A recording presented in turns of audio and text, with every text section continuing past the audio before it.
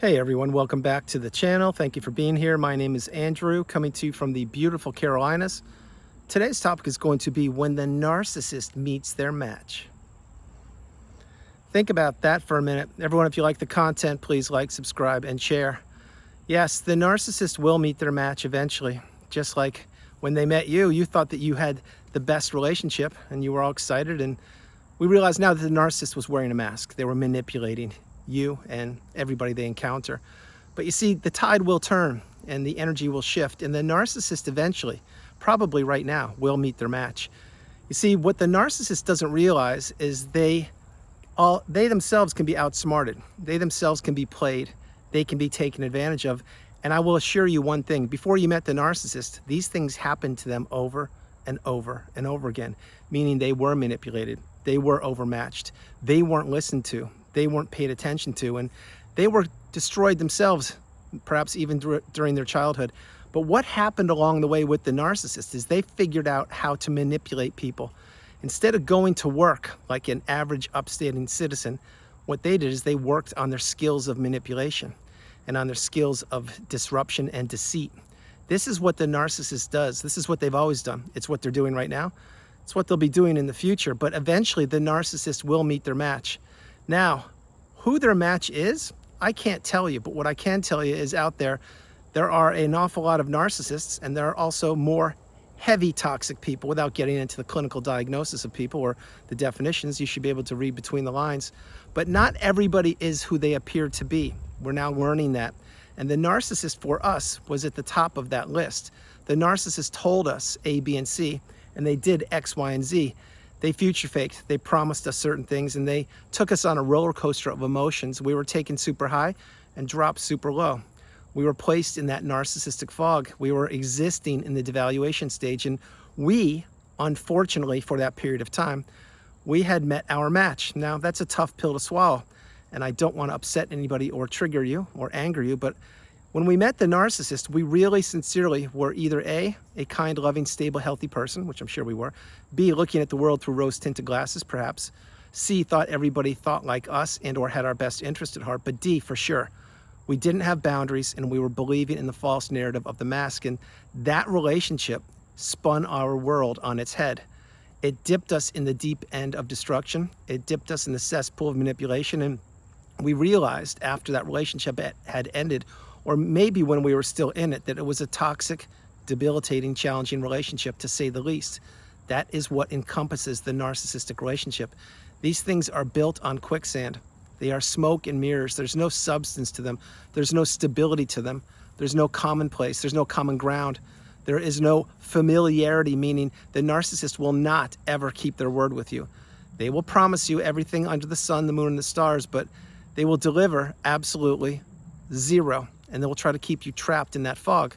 But eventually, after you get out of the relationship and you dust yourself off and you heal and you take your time and insulate yourself in that cocoon of boundaries, you realize that that relationship, that you're grateful to be out of it, you're fortunate to be here on the planet, and that you want nothing to do with toxicity like that ever again in your life, because you are learning, you are becoming awakened and aware, educated and empowered, and you realize how strong you are, and that the narcissist tried to finish you off, but they couldn't. Now, having said that, the narcissist, what did they do? Well, they probably went on to somebody familiar with them, or maybe a brand new person that they were just grooming.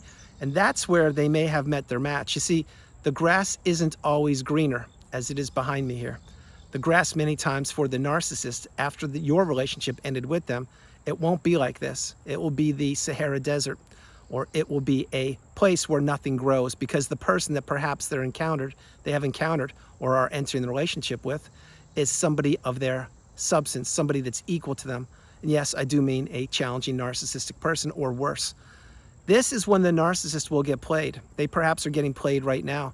One thing we do know is the narcissist always overplays their hand. They did it with you. They did it before they met you. They're doing it right now. And if they're in a relationship or entering one with somebody where they met their match, the narcissist may not actually enjoy this part of their life. You see, people like you or myself, we are beautiful, bright, shining lights. We are empaths. We are kind, loving, stable, healthy people. And we want the best for other people. And the narcissist knew this when we met them. They sized us up. They watched the way we interacted. They knew that we had the ability to love and to fall in love, and that we had a high level of empathy, and we probably had many other resources, which includes time, money, energy, effort, all these things. But the narcissist doesn't find this in everybody. Please understand what I'm mentioning to you. Not everybody is built the way you're built. Not everybody possesses your kind of caring, concern, compassion, commitment as you do. Your fingerprint is what makes you you. Just like the narcissist fingerprint, it makes them them. The difference between you and the narcissist is the narcissist can erase their fingerprint, i.e. put on a new mask whenever they want to, and they can just disappear and go on to new sources of supply, which is what I'm getting into right now. You see, when the narcissist was with you, or you were with them, they found the best thing they will ever find in a human being, which is you. Now you're understanding this. You're learning that you are extremely strong. You are resilient, you are determined, driven, committed, and now you understand that you have to have boundaries, and you have to learn how to say no, the strongest word in the English language. And when you say no to something or someone, you are saying yes to yourself, but you should always, and I repeat always, say no to the narcissist. You should not be hooverable. You should not accept a hoover. You should want nothing to do with anybody who is one step away from the narcissist, because that means they're potentially, or probably, a flying monkey with or without them even knowing that. But what the narcissist, who they go on to after the relationship with you, many times it is not who you think it is. Many times it's a toxic person who will crush the narcissist. Now, is the narcissist going to tell you that? Of course not. Remember, in the little script that runs around in the brain of the narcissist, everything is puppies and rainbows and unicorns and butterflies. But that's not the case. The case is the narcissist gets played left, right, and center. They were played long before they met you. Then they found you. And they encountered you, and they learned about you, and they learned about your hopes, dreams, aspirations, your goals, the trajectory of your life to that point and where you wanted to go. And they said, okay, I'll jump on this ship for a little while, and I'll take whatever I can, and I'll act like I love them, act like I care about them. And once I get whatever I want and I find another replacement who can elevate me to the next level, I will discard this person. And yes, that person probably was you. It certainly was me. But the narcissist, when they go on to a new source of supply or a new person, and I don't like to say that term supply, but that's the way it is right now, that person many times is toxic. They're not who you think they are. They're not who the narcissist thinks they are. Because remember this one, as strong or as, let's say, as nasty as the narcissist was that was in your life, there's another one that's much worse. And there's another one that's much worse than that, and worse than that, and worse than that. And with the level of toxicity growing and developing on the planet at the current rate that it is, more and more people are not only not tolerating narcissism or toxic behavior, but it is growing. More and more people are feeling entitled. They're feeling that they are better than other people. They are feeling that they can do whatever they want with other people and not even think about it. And this is what the narcissist will encounter. So whereas narcissism, unfortunately, it is growing on the planet, the educated empath, which is who you are, at least that's my hope, and it's definitely who I am, we are becoming awakened and aware, and our numbers are not nearly as high as the narcissists on the planet, but the educated empaths, we now have a superpower because we have our empathy, we maintain it. We have lived through the narcissistic relationship. We've picked ourselves up, we've healed, or we are healing. We're at the pinnacle of indifference, and now we understand we are in rarefied air. Not everyone is an empath. Not everyone goes through the cycle. Not everyone goes through the cycle and heals and maintains their level of empathy. That's what you have done, or you are doing. That's what I've done. And we are the people now that can see the world the way it is, not the way we wanted to see it.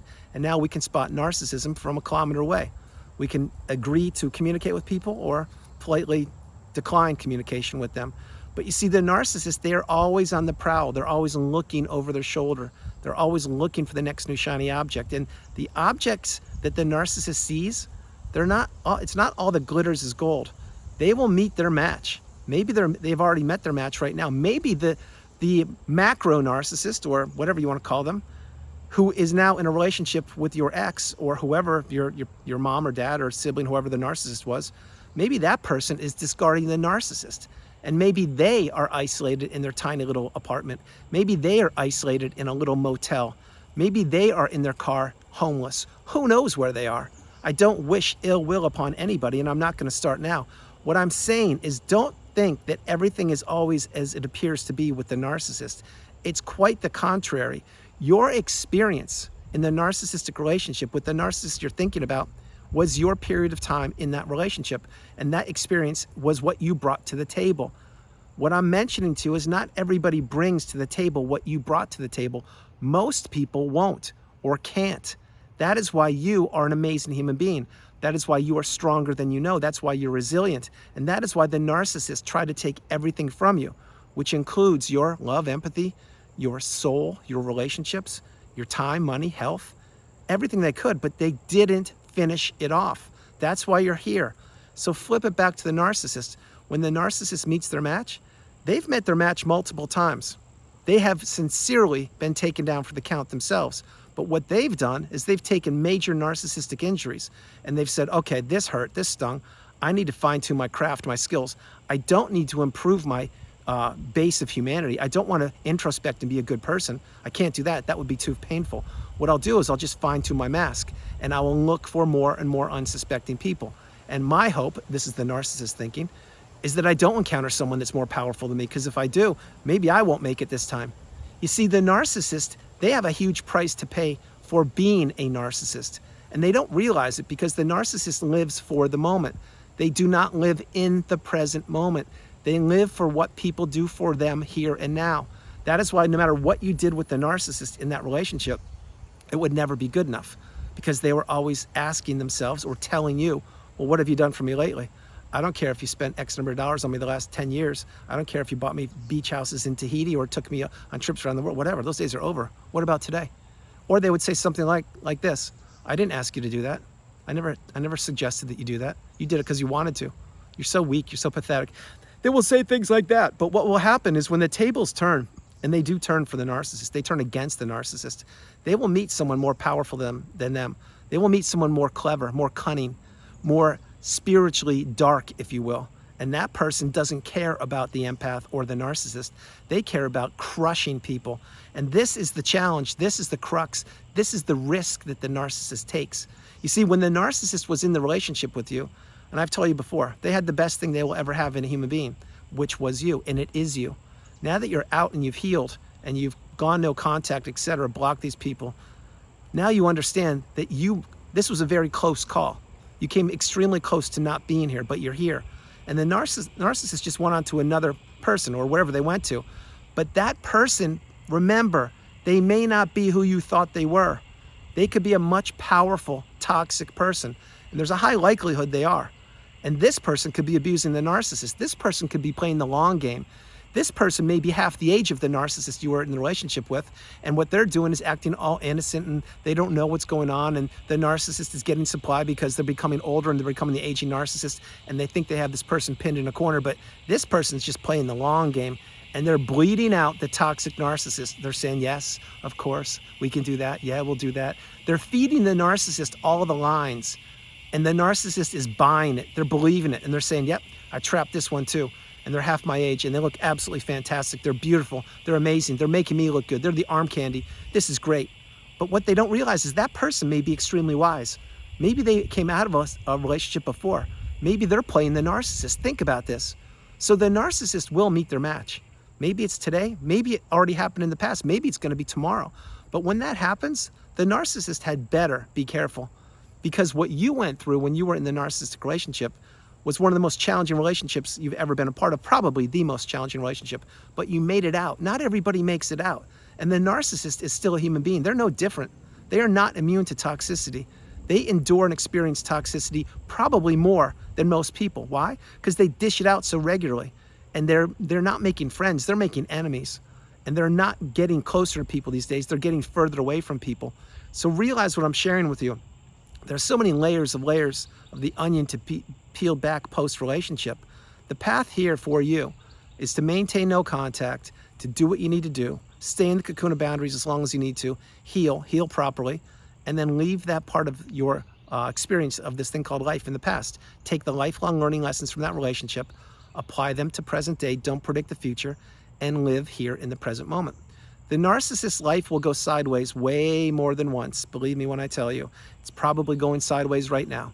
Maybe they don't have a roof over their head. Maybe their business just blew up. Maybe they just got discarded. Maybe they came home to an empty house. Maybe their kids who are adults now finally blocked them. Maybe their friends discovered that they've been used for 10 or 20 years. Maybe the people that the narcissist had on the hook on the dating apps or social media apps finally shook them off and said, wait, I've seen this behavior before. I don't need to be a part of this. Block, block, block. Who knows what's happening? What I do know is this is your life. It's your journey. It's your path. And you got out of the narcissistic relationship in one piece, and you are either healed, or you have healed, or you are beginning to heal. But either way, leave the narcissist in the past. They're going to do what they're going to do. The goal here is to keep them out of your life. Not only the narcissist, but the flying monkeys and anybody who they surround themselves with. But to let you understand one thing, the narcissist's life, it goes sideways way more than you think. And you shouldn't be giving them your attention or energy any longer, because what they do will come back to them 1,000 times, and it won't be good. It will be a boomerang effect full of pitch blackness, darkness, and it will be a vast wasteland, i.e. the aging narcissist is not a pretty sight to see if they make it that far on the planet. That's up to them. That's their path. They tried their best to take you down and they failed. You are here. You're getting your cup full. And now as the beautiful, bright, shining light shines above me, on me during this video, as you're consuming it and I'm creating it, I'm going to end it and get ready to go to let you know something. You are stronger than you know. You are resilient. Don't stop. Don't ever stop. Don't give up. Don't ever give up. If this is the first video you're ever watching, stay the path, stay the course, continue to become awakened and aware, and understand that you are out of the relationship. You need to heal, and you need to really slow your life down. The narcissist will get what's coming to them. They will meet their match. It's going to happen eventually. It's happened many times in the past, but eventually they will meet a behemoth twice, 3 times, 10 times as nasty as they are, and that will be a big price tag for the narcissist to pay. Everyone, that's the video. I hope you liked it. I loved doing it from the beautiful Carolinas. This is Andrew. Namaste.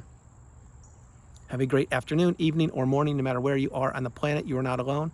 I love you all. God bless you. Continue to focus on yourself. Don't give the narcissist your energy. Realize that the narcissist cannot change. They don't care about people. They will only continue to get nastier and worse over time. And this is the destiny of the narcissist. It will implode. The narcissist will meet their match. Maybe they've met the match already. If they haven't, they will. And they will meet somebody who is much more nasty than they are. And God help the narcissist, because these people will get what's coming to them. I love you all. God bless you. And I'll talk to you tomorrow. Bye, everybody.